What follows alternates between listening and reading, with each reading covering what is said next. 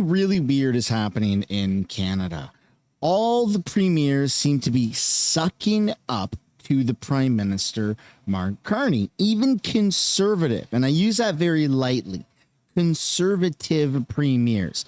We're taking a look at the Ontario Conservative Premier, Doug Ford, also known as the fat pig with rabies, who is kissing Mark Carney's butt. And Mark Carney seems to be returning the favor. They do a joint press conference and they answer questions from reporters. That's what we're taking a look at. We're not taking a look at any other individual announcements, just the questions from reporters and the back and forth tag team from these two.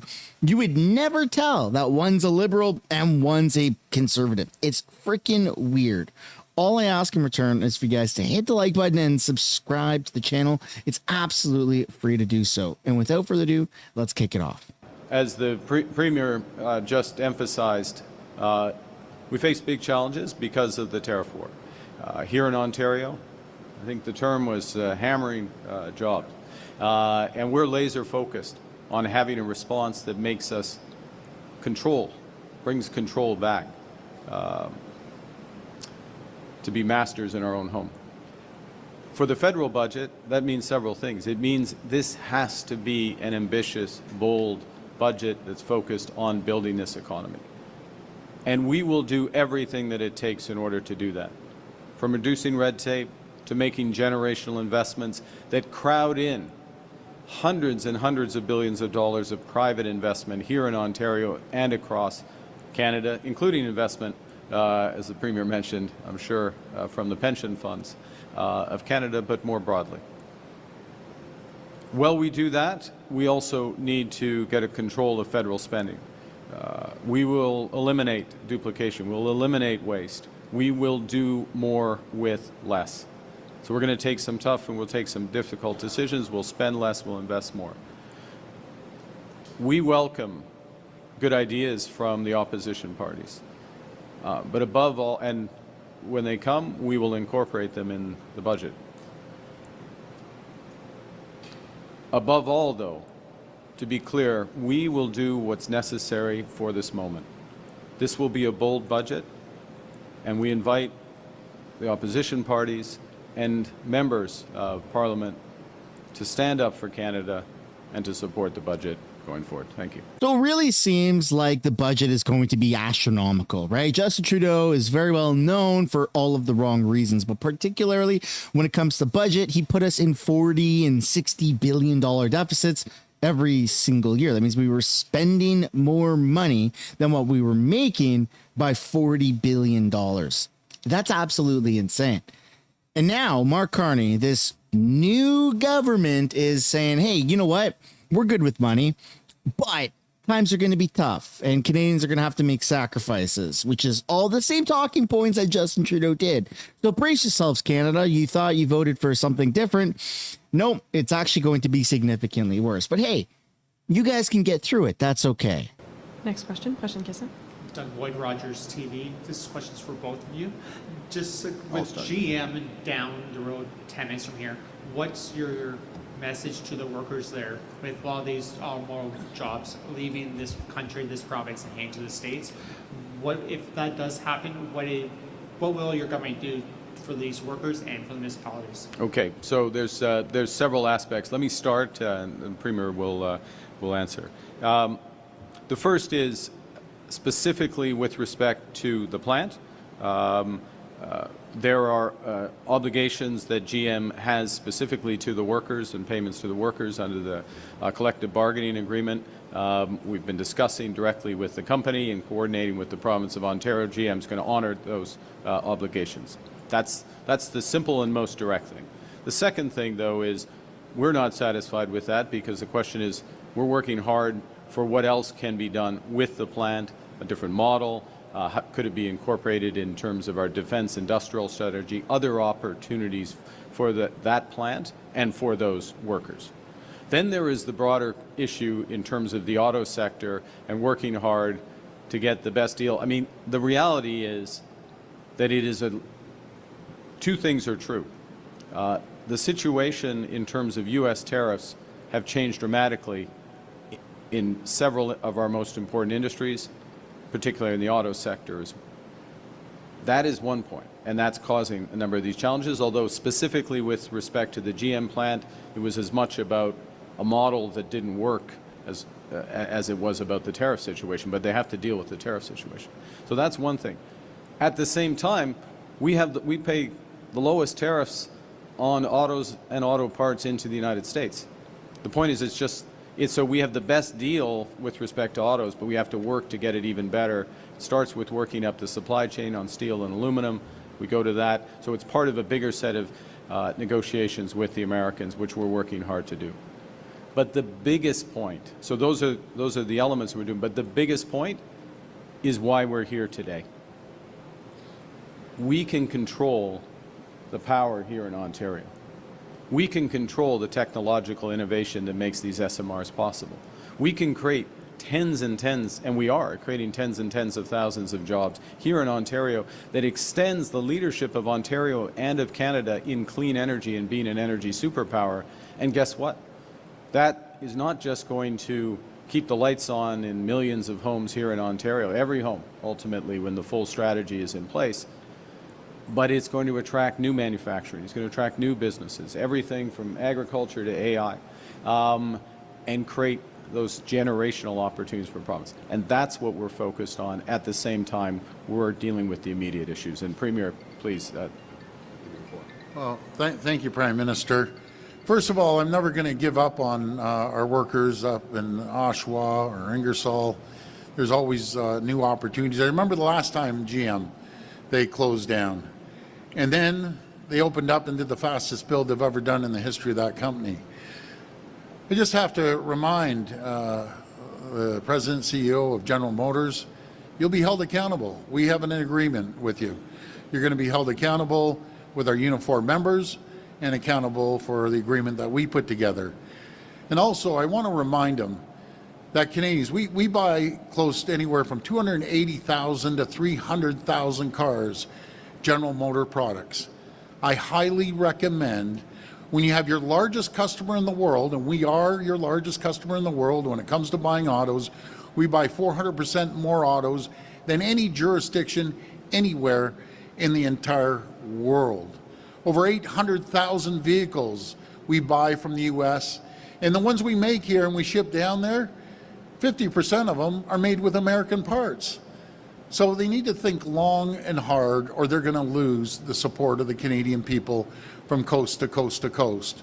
But we're going to continue working, and I have faith with General Motors that they may have a change of mind, because we have the best auto workers anywhere in the entire world. We produce more quality cars faster, quicker than anywhere in the world. And the American automakers, they're losing billions of dollars because, as we know, parts go back and forth across the border 6, 7, 8 times before it gets assembled here in Ontario or down in Michigan. And I always say, the auto pack's been around since the 1960s. You can't unscramble an egg. You have to make the omelet larger. And that's what we need to focus on. We need to focus on the AmCan fortress, the American Canadian fortress, that strengthens our auto sector, manufacturing sector, against countries like China. The only people that win in a tariff war are the people around the world that don't necessarily see eye to eye with us and with the United States. So we need to stick together. That's my message to General Motors. And as for the uniform members, I'll always be there, always support you any which way we can. Again, it always comes back to America is the boogeyman and Canada is united, right? They're scissoring each other, they're docking, and it's all going to be okay. But the reality is, to quote a liberal, that so many automotive sector companies have now left, specifically Ontario. Stellantis, GM, it's just a matter of time before Hyundai or Honda and Ford, they all leave because nobody wants to do business in Canada. It's not good. We don't have good taxes. We don't even have, good benefits, right? Like, it's crazy. You can't even see a doctor in Canada. Why the hell would you want to work here if you could have the same auto plant in America? It makes more sense for these businesses to move their business there unfortunately. That's just the reality of Canada. Question Kisan. It's Patrick, CBC News. This is a question for Prime Minister Carney. You just said in your remarks, and you said it last night in your speech as well, that we'll have to do less of some of the things that we want to do. So what are some of those things, Prime Minister? Look, we'll have a budget, and all aspects of the budget will reveal that. We'll have to move more slowly on certain aspects of well, you know what? I think we should, why don't I not scoop the budget and we'll let it come out through the budget. The point is, we've been clear about maintaining our transfers to individuals. We've been clear, and I've listed a number of them on multiple occasions, about the support we give to Canadians. This is the time to maintain support to Canadians, particularly those the most vulnerable in our society. So whether it's health transfers to the provinces or child care support, including working together with the province of Ontario, dental care, national school food program, which we just made permanent, helping 400,000 kids in the most vulnerable families in our country, and on. We're going to maintain those. The question is what, there's certain demands or desires to expand in different areas, and we won't be able to move as quickly as we otherwise would, because there's certain things we must do to take back control and to build this country. You know, that guy who was just talking, Mark Carney, was actually an advisor for Justin Trudeau. So he's been working from the shadows for the Liberal government for quite some time. And it's always, every time they talk, what we must do in the future, what we're going to do. Here's all these crazy things that are going to happen. Soon we're going to get through this. But in the meantime, it's going to be a little bit more difficult. You notice that it's always pushing it further in the future. And I don't give a shit about 5 more years from now. I want cheaper food now. I want housing prices to come down now. I want a better quality in life today, is what most Canadians are thinking. We've had 10 years of absolute chaos. Prices have skyrocketed beyond belief. People want immediate change. I don't think we can go through another 10 years of turbulence for them to continuously say, because we know in 9 or 10 years from now, they're going to be saying the same thing. Soon it's going to get better. It's going to get better, just a little bit longer. Meanwhile, they're literally making themselves richer every single day. When it comes to U.S. trade negotiations, Premier Ford, you had suggested that it was important to hit back hard if those negotiations weren't going well. Prime Minister, you had said now's the time to talk and not necessarily do something like that. How close are you in terms of making sure you're on the same page in dealing with the U.S. and that you're handling things similarly? Well, I can assure you we're on the same page. We have one goal, is to protect the people of Canada, protect the people of Ontario, protect their communities, their jobs, their businesses. We're 100% on the same page. It might be a little easier for me to sit here and say what I say, but it's a lot tougher when someone's sitting across from Donald Trump and he has a big hammer in his hand. So I support the Prime Minister 1,000%.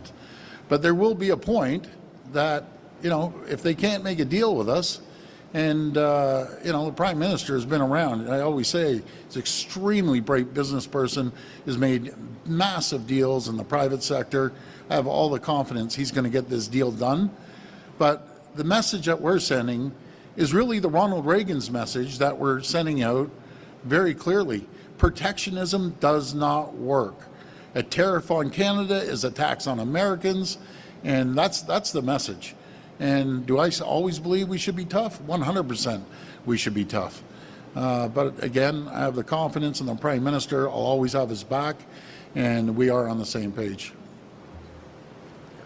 Yeah, I will echo that. We are on the same page. We speak regularly, as I do with the other premiers. For example, I'm speaking with Premier Legault, Premier Ministre Legault, later today. First point.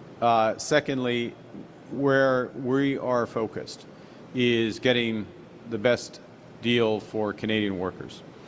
We will always stand up for Canadian workers. Now, in the situation we're in right now with the United States, with the negotiations we're having with the United States, is we're having very detailed, specific, constructive negotiations for the steel industry, the aluminum industry. There's elements of the energy industry, a few other components in there, because the Americans are moving to an approach which is sector by sector as opposed to global. And the Premier and I and the other premiers were very conscious that there will be a review of our overall agreement, the CUSMA agreement with the U.S. and Mexico, that's coming up in a few months' time, and so broader aspects will be brought there. But let's be clear about, if we ultimately don't make progress in these various sectors, we're going to do what's necessary to protect our workers. And part of that is building. Starts with building, taking the control there. But it's also not having unfair access to our market if we don't have access to another market. We're not at that point, but we'll do what's right in lockstep together. Thank you. And there it is. It always comes back to Donald Trump. Trump is bad. America is bad.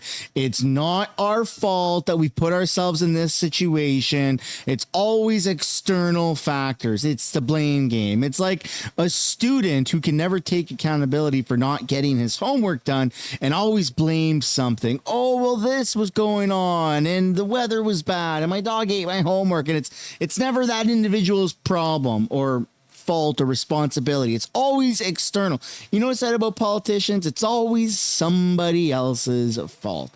It's absolutely insane. Canada is not in a good economic state right now, and America is going to continue to keep poaching our businesses because our liberals are shite. Now, there's two solutions. There's one, deny it and just continue to blame America. Well, it's not our fault. It's America. It's America. Or two, embrace the fact that Canada will be better if there is a better deal with America. What do I mean by that? Well, a form of an economic merger that doesn't even have to include the 51st state, although it sometimes is a little bit fun to think about that and flirt with that idea, but it doesn't have to even go that far. You could simply have Mark Carney go to Trump and say, you know what?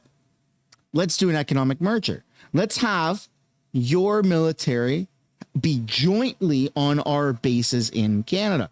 Bring your F-35s, bring some of your troops, bring some of your intelligence, and we're going to section off a part of our military bases for U.S. troops.